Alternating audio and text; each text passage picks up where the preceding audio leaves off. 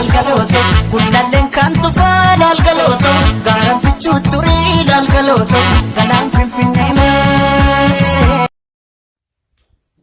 Lama duutu akkamiin jalqabeen eessarraa dubbadhaa baasee himuu baadhus keessottan gubadhaa.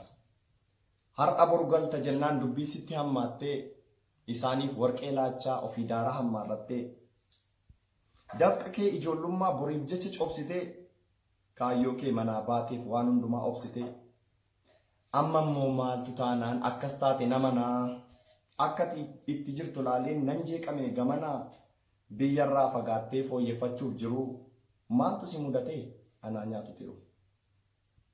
Aduudhaan gubattee dheebottee beeloftee maatii kee osoo yaadduu arguudhaaf seenoftee kaayyoo manaa baateef gadi qabattee mataa imala kee qaqqabuuf kurkurfamaa jiraata. Dafqa keen jiraachuuf gaaraa goda bu'aa maaf ta'e tiruu koo hiruun kan kee du'a. Dafqa keen jiraachuuf gaaraa goda bu'aa maaf ta'e tiruu koo hireen kan kee du'a. Atoo humna keetiin moo'uuf dheebuu beelaa carraan kee immoo maaf ta'e hidhamuu du'aaf eelaa.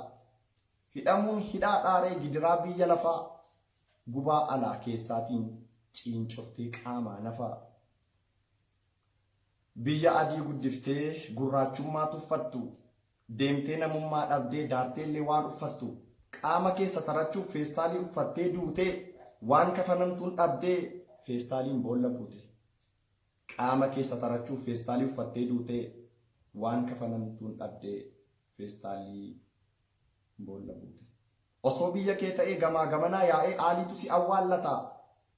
Kabajaan si gaggeessee boo'ee gadda baafata.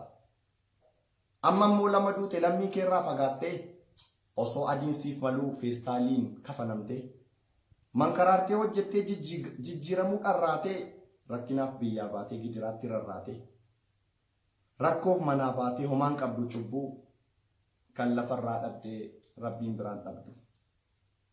Wanta goonu hin qabnu malee hojii rabbii nama gaddisiisa nama guba qalbii. Raamataan silaalee siifaa ibsu qabrii tola isaa irraa maatii keefis sabrii.